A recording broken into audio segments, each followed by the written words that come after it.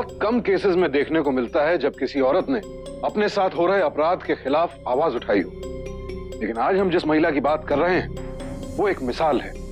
उसने न सिर्फ अपनी बेटी को बल्कि 6 और लड़कियों को अपराध का शिकार बनने से बचाया और एक बहुत बड़े रैकेट का पर्दाफाश किया। ये कहानी है अंबिका की, जो उत्तर प्रदेश के एक छोटे से गांव कारवी में रहती थी।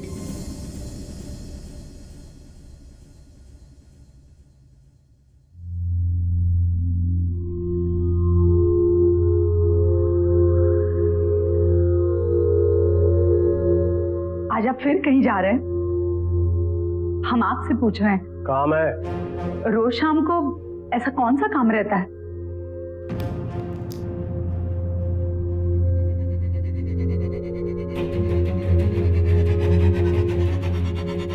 स्कूल चलाता हूँ, आइसक्रीम का ठेला नहीं।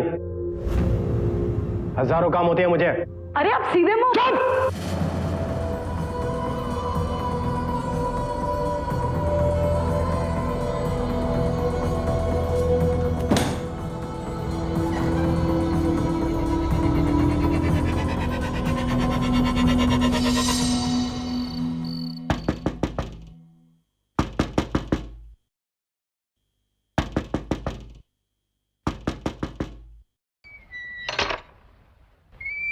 कहाँ थे अभी तक आप?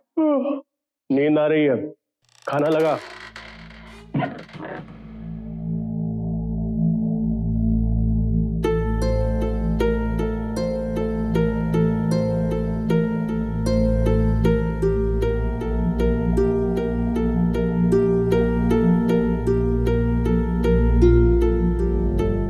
हमसे कोई भूल हुई है क्या? भूल? कैसे भूल? आपने तो हमें पराया कर दिया है। हमारी तरफ देखते भी नहीं, न बच्चों से बतियाते। कितनी बार समझाया तुम्हें कि हम घर में बैठ के खटिया तोड़ने वालों में से नहीं है। हम मेहनत करते हैं पैसा कमाने के लिए। ये घर में जो टीवी देख रही हो, फ्रिज देख रही हो, बच्चों की फीस देख रही हो, बच्चे के नए नए कपड़े देख रहे हो, कहाँ से आते हैं? इसके लिए हम मेहनत करते हैं। विद्यार्थियों की ट्यूशन लेते हैं हम। बच्चे सो रहे हैं, ट्यूशन लेते हैं तो अपनी ज्योति को क्यों नहीं ले जाते साथ में? नहीं ले जा सकते। क्यों? कह दिया ना एक बार, नहीं ले जा सकते मतलब नहीं ले जा सकते। अरे अपनी बेटी को ले जाने में क्या परेशानी है? बहुत हो गया। अब ज्यादा बकवास करेगी ना और मेरे सर पे चढ़ने की कोशिश करेगी तो याद रख, हमसे बुरा कोई नहीं होगा। लेकिन मैं सिर्फ इतना कह रही थी कि हमारी ज्योति भी सीख जाती साथ में। एक बार तो उसे कह दिया ना कि ज्यादा बकवास मत कर। तू मेरी बीवी है, बीवी की तरह रहे, पुलिस वाली मत बन। अगर मेरे काम के बीच टांग आएगी ना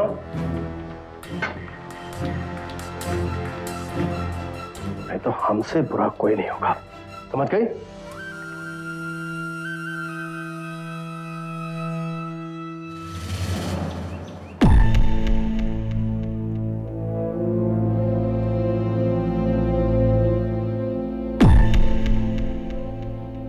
पी ले बेटा, पी ले बेटा।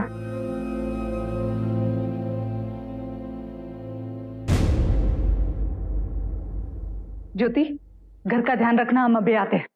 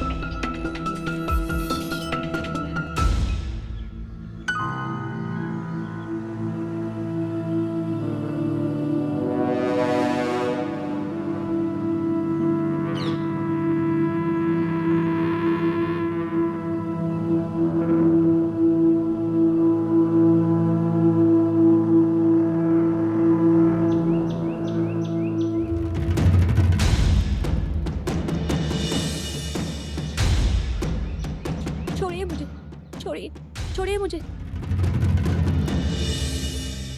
छोड़िए। लगता है कोई आया है। कौन है? दरवाजा खोलिए। हाँ, मैं अंबिका। कामिनी, तुम यहाँ क्या कर रही हो? कामिनी, तू यहाँ क्या कर रही है? ये सब क्या हो रहा है यहाँ पे? तेरी हिम्मत कैसे हुई यहाँ आने की? वो कामिनी, वो क्यों भागी इस तरीके से? क्या कर रही थी वो यहाँ? खाली स्कूल में बंद कमरे में कौन सी पढ़ाई हो रही थी यहाँ पे? तू मुझसे सवाल करेगी? मुझसे सवाल करेगी? कहा था कि नहीं तुझसे? कि तू मेरे काम में अगर टांग अड़ाएगी तो मुझसे बुरा कोई नहीं होगा। कहा था कि नहीं? हरामखोर, अगर आज के बाद मेरे काम में टांग अड़ाने की कोशिश की ना तो टांग काट के रख दूंगा।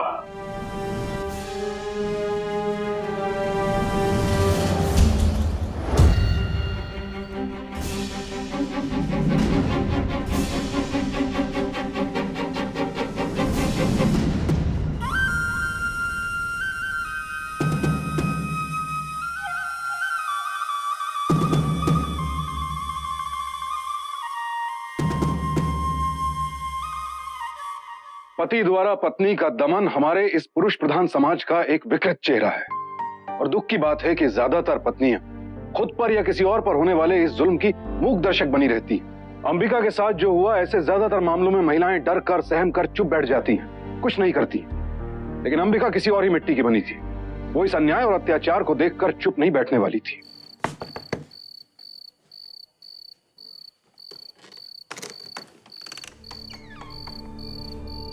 हाँ, यहाँ क्यों आई है? हम तुमसे कुछ पूछना चाहते हैं। तुम वहां क्या कर रही थी?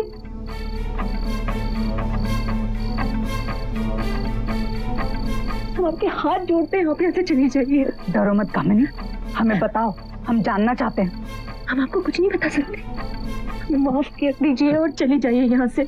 हम चले जाएंगे, हम सिर्फ एक बार तुम्हारे मुंह से सुनना चाहते हैं। हम कुछ नहीं बोल सकते। हमारे माँ बाबू जी को अगर इसकी भनक तक भी लग गई ना, वो हमारे टुकड़े टुकड़े कर देंगे और खुद भी शर्म से कुएं में कूद कर मर जाएंगे। मैं आपके पैर पड़ती हूँ, दुआएं देते, चली जाइए यहाँ से, चली जाइए, अब यहाँ से चली जाइए।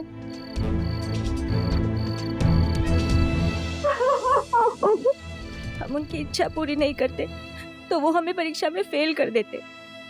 कामिनी को जरूरत थी अपने शिक्षक कमलेश्वर के खिलाफ कंप्लेंट करने की। अगर उसने पुलिस में शिकायत दर्ज की होती तो जोर जबरदस्ती करके किसी महिला की गरिमा का हनन करने के लिए आईपीसी की धारा 354 या फिर बलात्कार के जुर्म में आईपीसी की धारा 376 के तहत उसके खिलाफ कार्रवाई कर सकती थी और कामिनी बच जाती। लेकिन दुर्भाग्यवश कामिनी में अंबिका जितनी हिम्मत नहीं थी।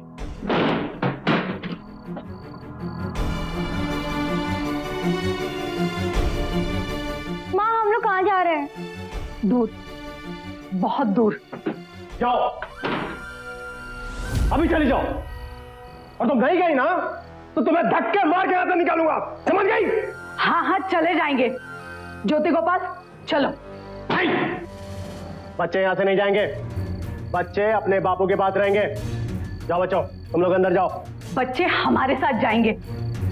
तूने जो भी किया है ना, उसके बाद तू उनका बाप कहलाने के लायक नहीं है। बच्चे यही रहेंगे। जाओ, तुम दोनों अंदर जाओ। सुना नहीं तुम दोनों ने? अंदर जाओ। अंबिका, तू क्या कर रही है? पीछे हट। तो अपने पति को मारेगी? चल हट। अंबिका, अंबिका, तू बच्चों को नहीं लेके जा सकती। पीछे रह, पीछे रह।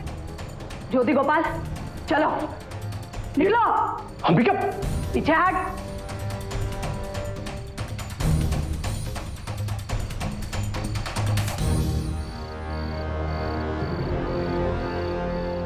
अंबिका ने असाधारण हिम्मत दिखाई और अपने पति को छोड़ दिया। वो अपने बच्चों के साथ पड़ोस के गांव राजापुर में जाकर रहने लगी। अंबिका अपने बच्चों को कमलेश्वर के साय से भी दूर रखना चाहती थी, इसीलिए हर पल उनकी निगरानी करती। उधर पत्नी के जाने के बाद कमलेश्वर को पूरी आजादी मिल गई। उसने अंबिका को चरित्रहीन बताकर पूरे कारवी में बदनाम कर दिया। कमलेश्वर की एक और कमजोरी भी थी, वो बहुत जल्द अमीर बनने के लिए किसी शॉर्टकट की तलाश में था और इस बात की भनक किसी और को भी थी।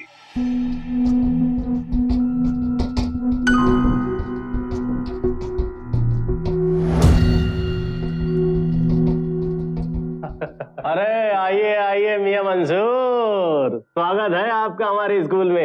यहाँ का रास्ता कैसे भूल गए आप? अरे ऐसे ही, काफी दिनों से अपने यार की शक्ल नहीं देखी तो चला आया। और कैसा चल रहा है सब कुछ?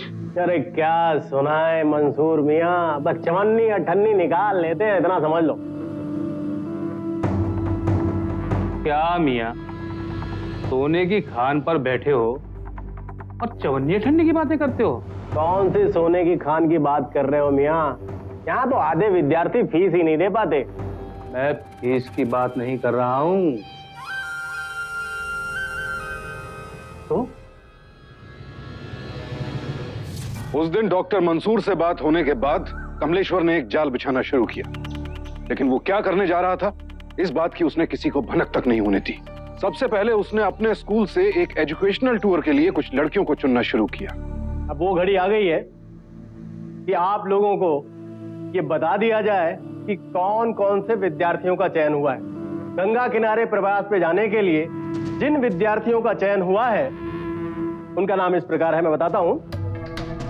आरती, नुसरत, खुशबू, सुखमी, रानी, रीटा। मुबारक हो, आप सभी को मुबारक। प्रवास के लिए चुनी गई लड़कियों को वो नए नए उपहार देकर खुश करने लगा। साथ ही साथ उसने लड़कियों के माँ बाप का विश्वास जीतना भी शुरू कर दिया। अरे मास्टर जी, आपने काहे तकलीफ की? लीजिए चाय लीजिए। नहीं नहीं, चाय नहीं पीऊंगा। अब छुट्टी के बाद इसे रोका था तो घर पर पहुंचाने की जिम्मेदारी भी तो मेरी थी। और एक बात याद रखिए, माता, पिता और गुरु, इन तीनों का दर्जा एक समान होता है। जैसे मेरे लिए मेरी ज्योति है, वैसे मेरे लिए खुशबू है। अच्छा, चलता हूं और शैक्षणिक प्रवास की तैयारी अच्छे से करना।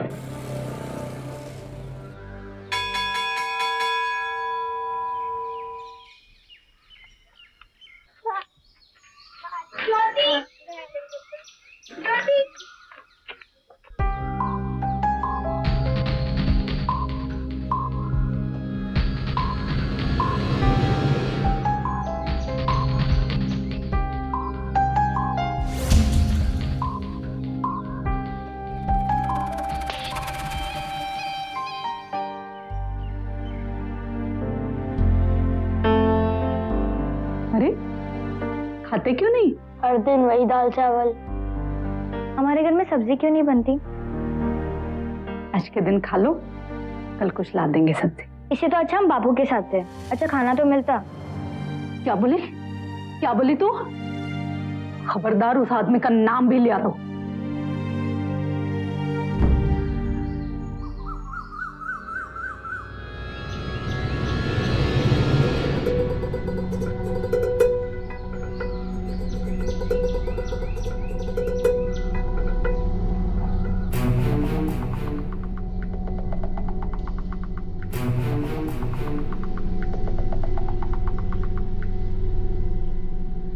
मेरा बच्चा क्या कर रहा है? बाबू और ये देखो, तुम्हारे बापू ने तुम्हारे लिए क्या लाए हैं? क्या? बहुत ही खूबसूरत बूंदे हैं। हाय, कितने सुंदर है। बाबू बहुत सुंदर है। हाँ? अच्छा लग रहा है ना मेरे पर? देखो देखो, अरे हाँ, मेरी बिटिया तो बहुत सुंदर लग रही है। अब ये बता, ये बूंदे ही देखती रहेगी, अपने बापू को पानी वानी भी पिलाएगी? हाँ, अभी लाई। बाबू आप बैठो ना। ठीक।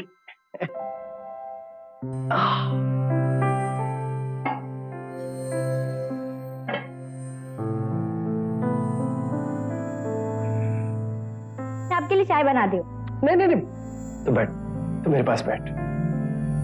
तू तो जानती है ना बेटा कि तेरा बापू तुझसे कितना प्यार करता है, लेकिन तेरी माँ वो तुझे मेरे पास आने ही नहीं देती। आज तुझसे बहुत ही खास बात करने आया हूं, लेकिन तुझे वादा करना होगा कि ये बात तू अपनी माँ को नहीं बताएगी। ऐसी क्या बात है बापू? पहले वादा कर।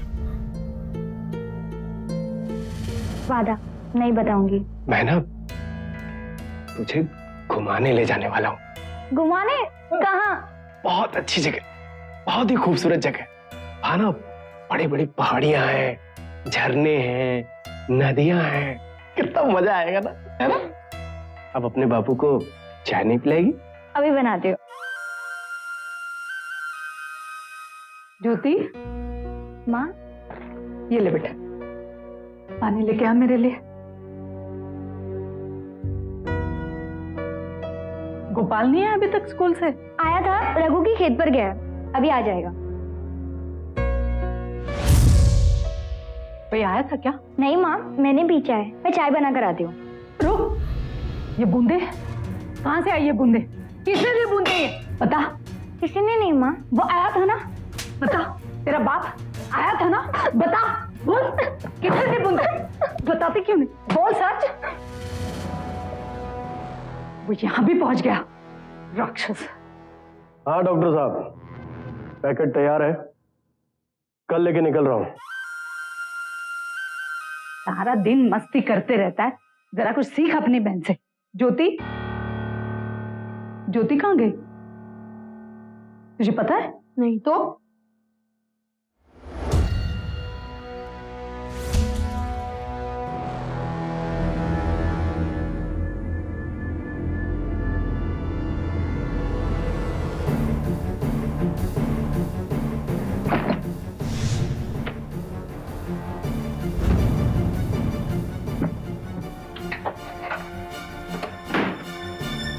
चल हम लोग जा रहे हैं। कहाँ? कारवी, तेरे बाप के पास। आप लोग बिल्कुल भी चिंता मत कीजिए, चिंता मुक्त हो जाइए, फिक्र करने की कोई जरूरत नहीं है। अरे मास्टर जी, जब साथ में आप जा रहे हैं तो चिंता काहे की? भाई मैं तो सभी लोगों से यही कहता हूँ कि प्रवास में एक लड़की के पिता नहीं, 7 लड़कियों के पिता हैं। आप लोग निश्चिंत रहिए। चलिए बच्चों, चलिए चलिए, जल्दी जल्दी जल्दी जल्दी।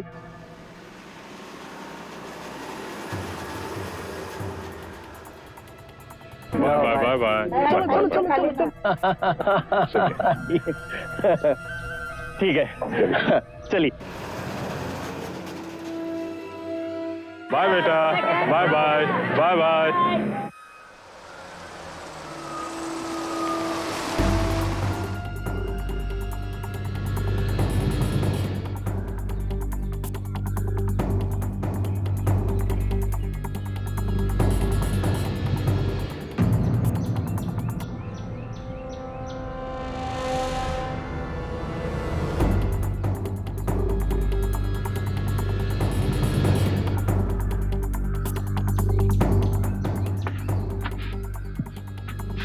नमस्ते भाभी। ज्योति आई थी यहाँ? नहीं तो। आपने उसे कहीं देखा है? नहीं, वो तो तेरे साथ राजपुर में रहती थी ना।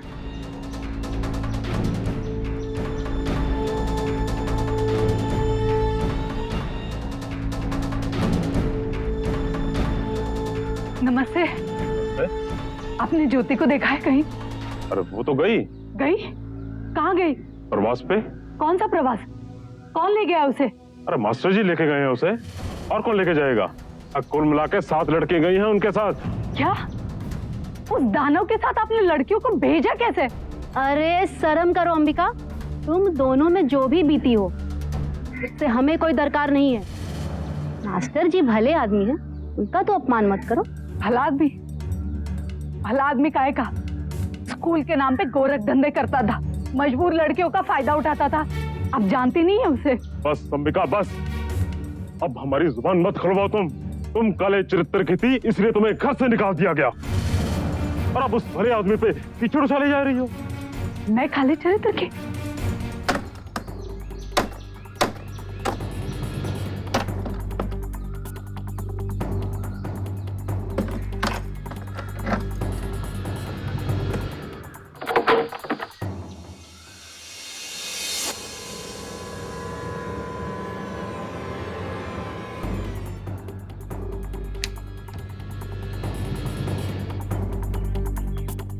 इनके भी कपड़े नहीं है, ज्योति के भी कपड़े गायब है।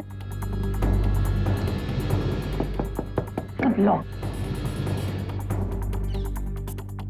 अरे घनश्याम, तुम इधर? सामान लेने आए। कौन सा सामान? ये सारा सामान बेचकर गए मास्टर जी, बोले बाद में लेकर जाना, और दूसरी चाबी भी दे गए थे। सारा सामान बेच कर गए? क्यों? पूछे तो बोले नया घर लेने वाले हैं, नया सामान खरीदेंगे। अगर कमलेश्वर एजुकेशनल टूर पर गया था तो फिर वो अपना घर और सारा सामान बेचकर क्यों गया?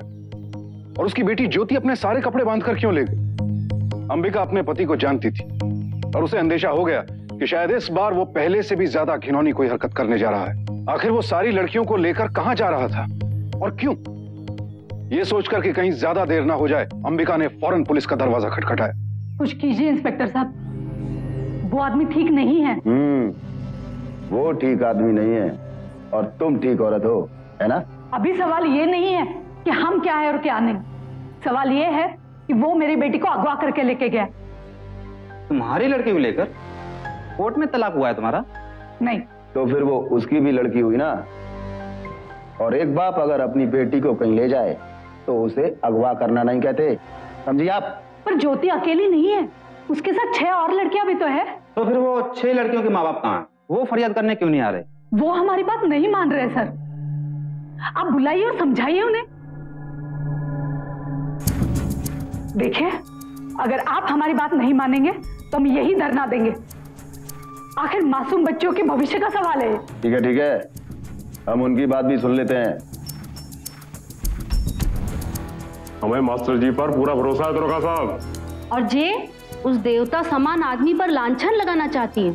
हमारी लड़कियां बिल्कुल सुरक्षित हैं साहब, वो धूमनगंज गई हैं, हमें सब पता है। तो अब आपका क्या कहना है? साहब, आप मेरा यकीन कीजिए, वो आदमी बहुत चालाक है। माफ कीजिए मैडम, हम यकीन पे FIR दर्ज नहीं कर सकते। साहब, जरा सोचिए कि कोई आदमी अगर शैक्षणिक प्रवास पे जा रहा है तो वो अपना पूरा सामान बेच के क्यों जाएगा? सिर्फ सामान बेचने से कोई क्रिमिनल थोड़ी ना बन जाता है। अगर आपके पास कोई और सबूत है तो लाइए। हमें बख्श दीजिए, हमें जिंदा रहना है। तुम अगर मुंह नहीं खोलोगी तो पता नहीं कितनी और लड़कियों का शोषण करेगा वो कामिनी। मैं हूं ना, तुम्हें कुछ नहीं होगा। हमारे साथ जो होना था वो हो चुका है।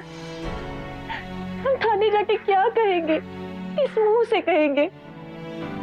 ये हमारे परिवार और हमारी जिंदगी का सवाल है। हमें बख्श दीजिए, हमें बख्श दीजिए।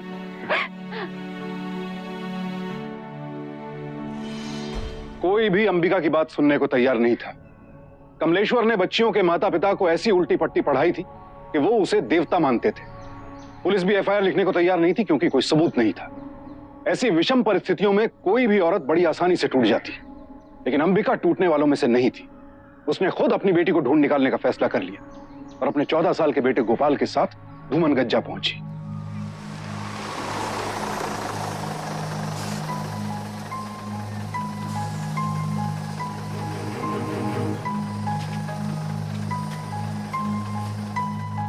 भैया, जरा ये देखना था, ये फोटो।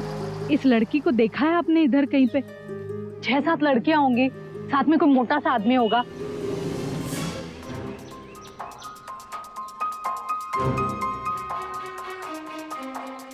अरे भैया, जरा ये फोटो देखना, आपने इस लड़की को देखा है?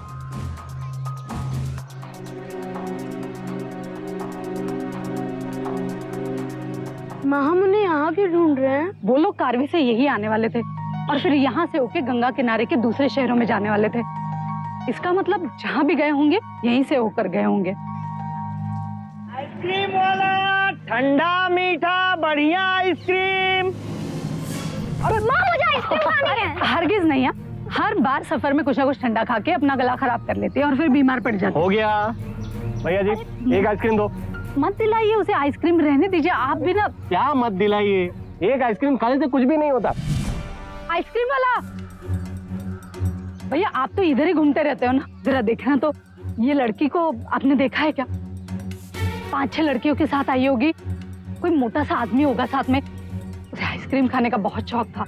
हाँ, सवेरे आके गए हैं ये लोग और इनके साथ तो 6-7 लड़कियां थी। उसमें से कुछ लड़की आइसक्रीम भी खा रही। अरे तभी कहां से एक लफंगा आ गया और लड़कियों को छेड़ने लगा। तो भगवान भला करे कि उसी समय हवलदार साहब आ गए और वो लफाका दिए लफंगे को, वो मारे हैं कि सारा जिंदगी भर ना ही भूलेगा। तो कहाँ गए वो लोग? सवेरे 8 और 9 के बीच में वो लोग बस पकड़े थे। बस कहाँ के लिए? कुछ तो बातें की होंगी उन लोगों ने। गाजीपुर की बस थी। गाजीपुर?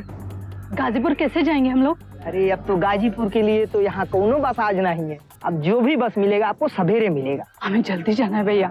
अगर आपको जल्दी जाना है तो ऐसा कीजिए कि आप ना बनारस का बस पकड़ लीजिए। अब बनारस से आपको कई सवारी गाड़ी मिलेगी गाजीपुर के लिए। शुक्रिया भैया। आइसक्रीम वाला,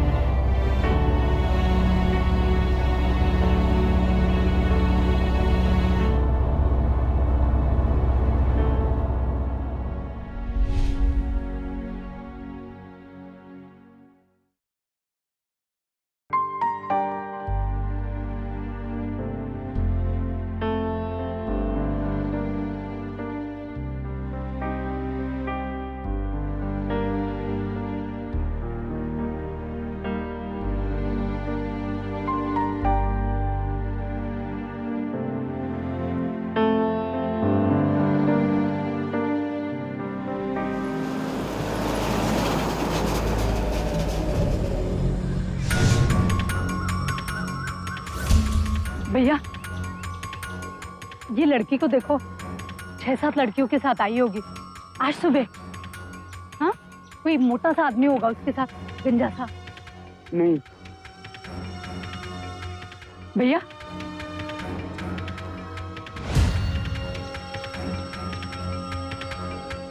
भैया भैया सुनो, ये लड़की को आपने देखा है?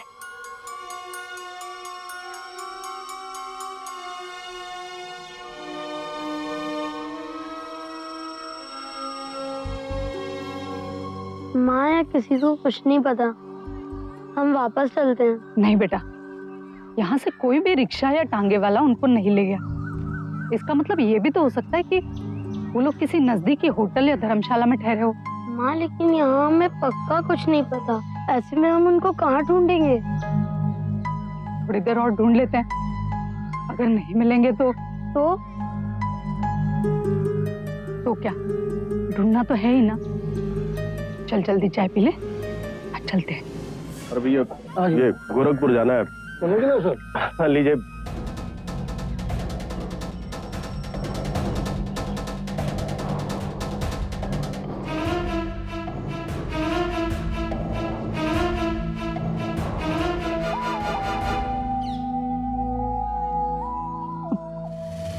लीजिए लीजिए, आप सब लीजिए, चलिए।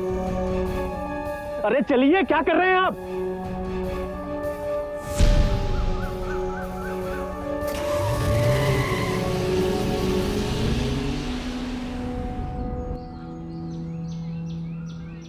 परेशान कर रखा है पूरा का पूरा मेरा धर्मशाला देखो बिगड़। क्या बात है भैया, क्या बात है? माफ कीजिएगा, माफ कीजिएगा। अरे माफ तो कर दिया, लेकिन अरे अमरेश्वर, इतनी जल्दी में क्यों? मंसूर भाई, ऐसी बात है कि मैंने गाड़ी कर ली है और जल्दी निकलना है। मैं लड़कियों को बता के आता हूँ। तुमने को पता है अंधा सपना मूवी में सलमान और आमिर एक लड़की से प्यार करते हैं और आमिर कितना क्यूट दिखता है ना। लड़कियों, अब हमारे कार्यक्रम में थोड़ा सा बदलाव आया है। हम लोग आज वापस नहीं जा रहे। क्यों? अरे भाई, आप लोगों को और घूमने का मौका मिलेगा। और आप लोगों को पता है कि हम लोग कहाँ घूमने जाने वाले हैं? गोरखपुर। अरे और सुनो, आप लोगों को चिंता करने की कोई जरूरत नहीं है, क्योंकि ऑलरेडी मैं आप लोगों के पेरेंट्स से बात कर चुका हूँ। चलो सामान पैक करो, जल्दी हरी अप।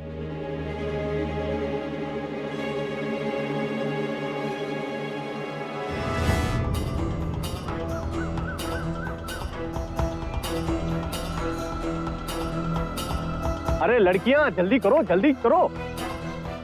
चलो पकड़ो पकड़ो बैग पकड़ो, चलो चलो जल्दी जल्दी चलो। अरे भैया सुनो, जरा देखना इस लड़की को देखा है कहीं?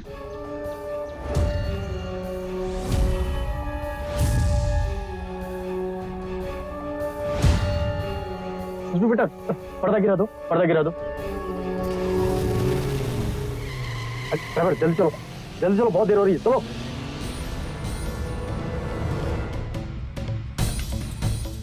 जी नमस्ते, आपने इस लड़की को देखा है क्या? इसके साथ 6-7 और लड़कियां थी, एक मोटा सा आदमी था। हाँ, जिसके बाद हाँ ये लोग तो अभी अभी गए हैं यहाँ से। अभी हाँ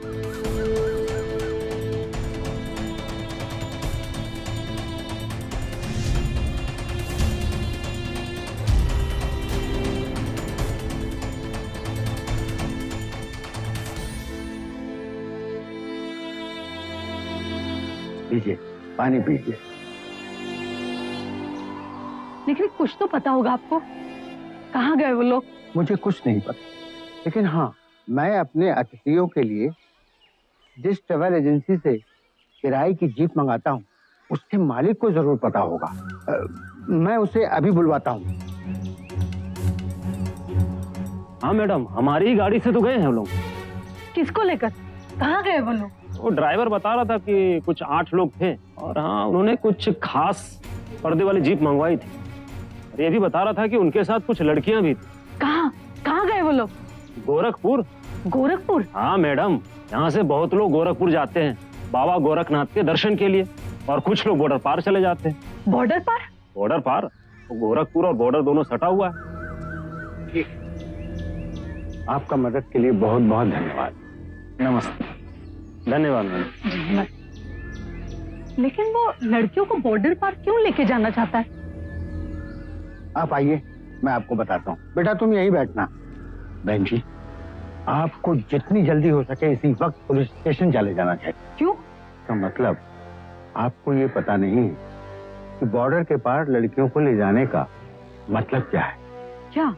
देह का व्यापार। लड़कियों को बॉर्डर के पार ले जाकर दूसरे देश के खरीदारों को बेच दिया जाता है। जैसा आप कह रही हैं कि उस आदमी की नीयत ठीक नहीं है, तो पक्का समझिए कि वो बॉर्डर पार जाकर उन लड़कियों को बेच देगा। वो बॉर्डर पार कर सके उससे पहले ही हमें उसे रोकना होगा। बहन जी, आप तो ऐसा कीजिए, जितनी जल्दी हो सके पुलिस में चली जाइए। लेकिन अगर लड़कियां कार्रवाई की हैं, तो एफआईआर वहीं दर्ज होनी चाहिए। अब आप ही कुछ कीजिए ना साहब, वक्त बहुत कम है। अगर वो लोग बॉर्डर पार कर गए तो गजब हो जाएगा साहब।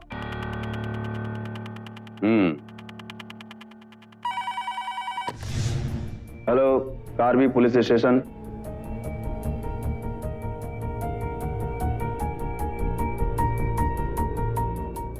गोरखपुर गए हैं?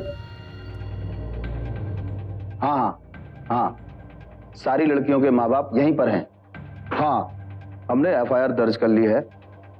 आप गोरखपुर पुलिस से बात कर लीजिए। ओके, हम अभी और इसी वक्त यहां से निकलते हैं। क्या हो साहब, कुछ पता चला? हाँ, वो लड़कियों को लेकर गोरखपुर गया है। गोरखपुर? कहाँ है? हमें तो बताया गया था कि वो गंगा के किनारे का शैक्षणिक प्रवास है। अंबिका ठीक कर रही थी, हमने उसकी एक न सुनी। हमारी बच्ची को बचा लीजिए साहब, बचा लीजिए उन्हें। आप चिंता मत कीजिए, एफआईआर दर्ज हो गई है। हम गोरखपुर पुलिस को अलर्ट कर देंगे कि वो ऐसे किसी भी ग्रुप को बॉर्डर पार न होने दें। आप निश्चिंत होकर जाइए।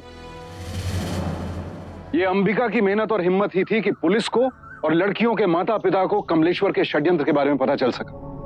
उन्हें अब जाकर अंबिका की बात पर यकीन हुआ कि कमलेश्वर लड़कियों को एजुकेशनल टूर पर नहीं ले गया था, उसके असली इरादे कुछ और ही थे। पुलिस ने अंबिका को तसल्ली दी कि लड़कियां वापस आ जाएंगी, लेकिन जब सवाल अपनी बच्ची का हो तो एक मां किसी पर भी भरोसा नहीं करती, फिर वो चाहे पुलिस ही क्यों ना हो।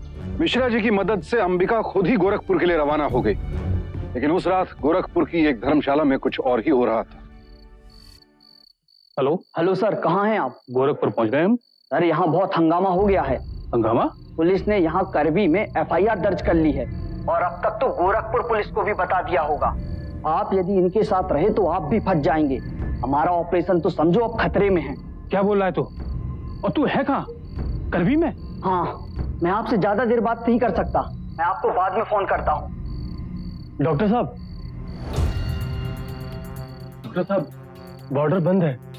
किसी राजनीतिक पार्टी ने बंद का ऐलान किया है। मुझे तो लगता है कल भी बंद रहेगा। अरे तो उसमें चिंता की बात क्या है? एक दिन और रुकते हैं, घूमते फिरते हैं, परसों बॉर्डर पार कर जाएंगे। अच्छा ठीक है ना? ठीक है, मैं वो लड़कियों को। हाँ बिल्कुल।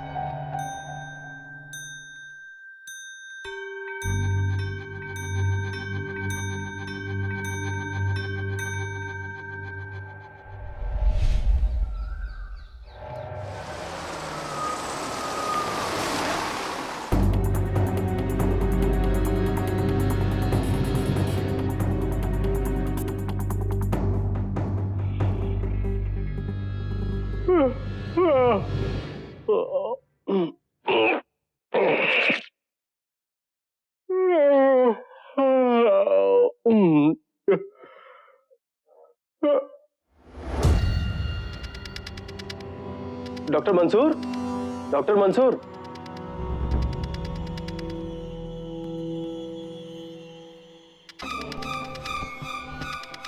डॉक्टर मंसूर,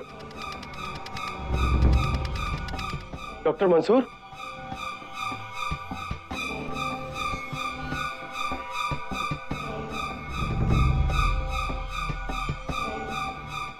कुछ गड़बड़ है।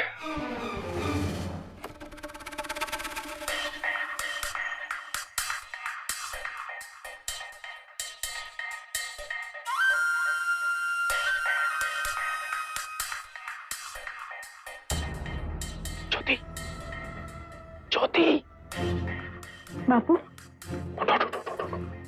क्या हुआ बाबू? जल्दी से सामान बांध ले। चल जल्दी कर। लेकिन क्यों? उठ जाएगा कोई। चल जल्दी कर, चल सामान ले जल्दी। अरे जल्दी कर।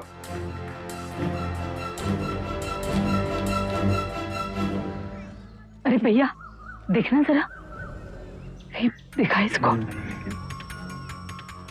ओ भैया भैया जरा देखना तो, कहीं देखा इसको? माँ मैं बहुत थक गया हूँ, कहीं रुक के आराम कर लेते हैं। आराम का वक्त नहीं है बेटा। वो लोग कहीं दूर चले गए तो ढूंढना मुश्किल हो जाएगा। दूर? लेकिन कहाँ? आपको किस बात का डर है? तेरा बापू बहुत बुरा आदमी है बेटा, इसी बात का हमें डर है। लेकिन तू जब बड़ा होगा तभी ये सब समझ पाएगा। चल ढूंढते हैं अभी। बाबू ये सब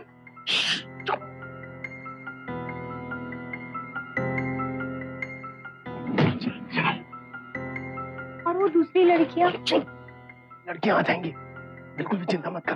ठीक है चल। क्यों भाई, इतनी जल्दी क्या है? अरे लड़की कौन है?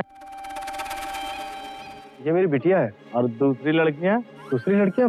कौन कौन दूसरी लड़कियां? वही जिन्हें बॉर्डर पार ले जा रहा है। कौन सी लड़कियां? पुलिस से आंख में चोली करते हो? तेरी खबर गाजीपुर से आ चुकी है।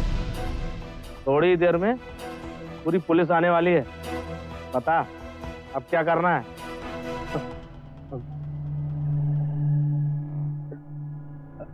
बिटिया तू तू वहां कुर्सी पे बैठ। मैं अभी हवलदार साहब से बात करके आता हूँ। ठीक है हवलदार साहब? हवलदार साहब मुझे भी कुछ खिदमत का मौका दीजिए ना। मतलब? मुझे कहाँ पे लेकर जा रहे हो? मुझे सोना है। चलो चलो बताता हूँ, चलो मुझे सोना है। चल।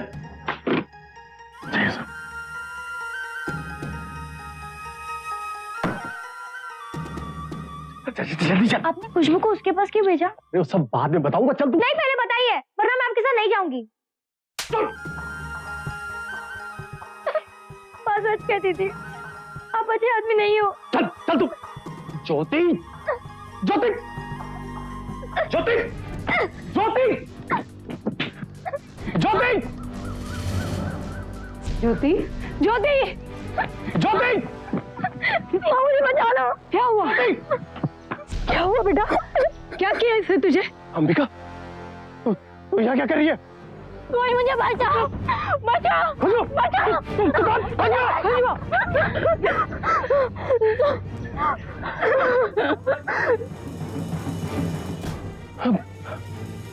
हवलदार साहब देखिए, मेरी बात सुनिए ना हवलदार साहब।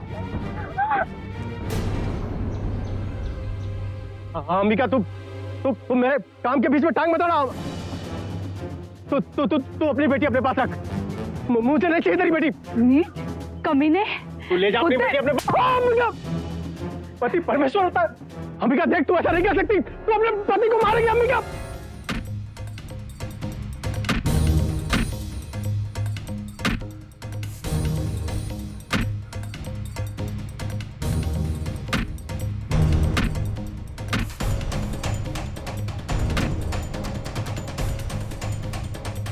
कम कर रहा है पैसा, कम कर रहा है।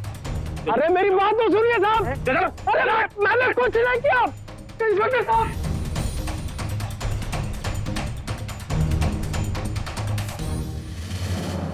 कमलेश्वर की दी हुई जानकारी की मदद से पुलिस ने डॉक्टर मंसूर और उसके गिरोह को भी पकड़ लिया, जो कि ह्यूमन ट्रैफिकिंग यानी मानव तस्करी का काला धंधा करते थे। ये लोग भारत के विभिन्न प्रांतों से लड़कियों को बहला फुसलाकर पड़ोसी देशों में ले जाते और फिर उन्हें विदेशियों के हाथ बेच देते।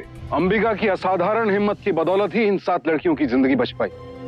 लेकिन किसने सोचा था कि इतना सीधा साधा सा दिखने वाला एक शिक्षक, जिसे समाज में बहुत ही आदर और सम्मान की दृष्टि से देखा जाता है, वो इंसान की खाल में हैवान निकलेगा। ये घटना हम सभी माता पिताओं के लिए एक चेतावनी है कि जब सवाल अपने बच्चों का हो तो 100 बार जांचने परखने के बाद ही किसी पर भरोसा करें। लेकिन दोस्तों, कानून तभी असरदार होगा जब हम सब चौकन्ने रहेंगे। आज जरूरत है कि सभी बच्चों के माँ बाप, खासकर लड़कियों के माता पिता, बेहद सावधानी बरतें। तभी हम समाज में घूम रहे कमलेश्वर जैसे दरिंदों को पहचान पाएंगे और उनसे लड़ पाएंगे। अब मुझे सुशांत सिंह को इजाजत दीजिए। कल आपसे फिर मुलाकात होगी एक और ऐसी ही सत्य घटना के साथ। सावधान इंडिया।